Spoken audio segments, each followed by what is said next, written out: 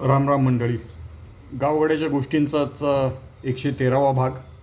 गेले काही दिवस आपण पिण्याच्या पाण्यावरती बोलतोय आणि तोच विषय अजून पुढे चालू आहे.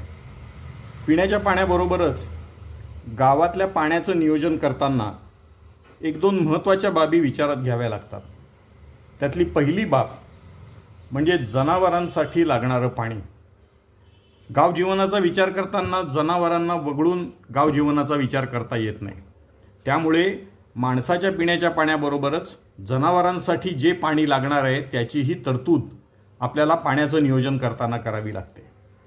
आणि दुसरा भाग म्हणजे वापराकरता लागणारं पाणी.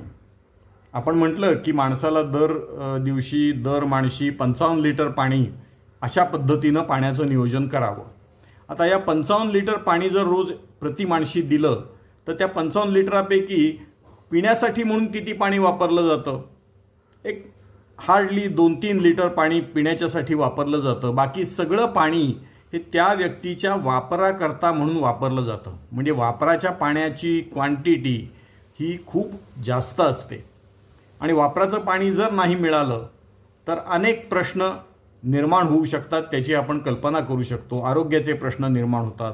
इतकंच काय, आपल्याला सगळ्यांना कल्पना आहे की महाराष्ट्र शासनाने शौचालय बांधकामाचा खूप मोठा कार्यक्रम राबवलेला होता आणि केंद्र सरकारने सुद्धा शौचालय बांधकामाकरता भल्या मोठ्या सबसिडीज देऊ केलेल्या होत्या. या कार्यक्रमाचं मूल्यमापन करताना एक अशी गोष्ट लक्षात आली होती की शौचालयांचा वापर न होण्याची जी कारणं आहेत त्या कारणांपैकी एक महत्त्वाचं कारण म्हणजे वापराचं पाणी उपलब्ध नाही आणि त्यामुळे शौचालयाचा वापर नाही हे होतं. त्यामुळे वापराचं पाणी हा फार महत्त्वाचा घटक आहे.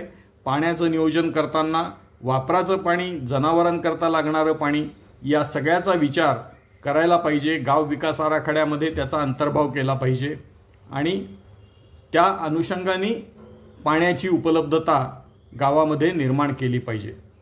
हा व्हिडिओ आपल्याला आवडला असेल तर लाईक करा, शेअर करा, सबस्क्राईब करायला विसरू नका. नमस्कार.